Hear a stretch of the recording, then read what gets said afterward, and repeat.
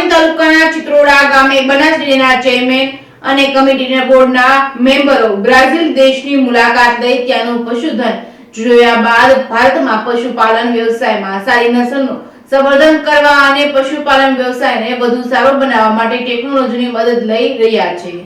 બનાસકાંઠાના લાખણી તાલુકાના ચિત્રોડા ગામે બનાસ ડેરીના ચેરમેન અને કમિટી બોર્ડના મેમ્બરો બ્રાઝિલ દેશની મુલાકાત લઈ ત્યાંનું પશુધન જોયા બાદ ભારતમાં પશુપાલન વ્યવસાયમાં સારી નસલનું સંવર્ધન કરવા અને પશુપાલન વ્યવસાયને વધુ સારો બનાવવા ટેકનોલોજીની મદદ લઈ રહ્યા છે। ત્યારે હાલ જિલ્લાની બનાસ ડેરી પશુપાલકોને ત્યાં વધુ દૂધ આપતી નસલ વિકસાવવા કામે લાગી છે। શુક્રવારના દિવસે લાખણી તાલુકાના ચિત્રોડા ગામના બનાસ ડેરી દ્વારા કેમ્પનું આયોજન કરવામાં આવ્યું હતું, જેમાં ચિત્રોડા ગામના પશુપાલકોની 13 ગાયોના ગર્ભ પ્રત્યારોપણ કરવામાં આવ્યું હતું। કાર્યક્રમ અંતર્ગત બનાસ ડેરીના DH વિભાગના ડોક્ટર હરિ પટેલ દ્વારા ગર્ભ પ્રત્યારોપણની ઝડપી નસલ સુધારણા કઈ રીતે કરી શકાય અને તેના શું ફાયદા છે તેના વિશે માહિતી પશુપાલકોને પૂરી પાડી હતી। રિપોર્ટિંગ બાય મહાદેવ પ્રજાપતિ સાથે ભીમજતી ગોસ્વામી, લાખણી।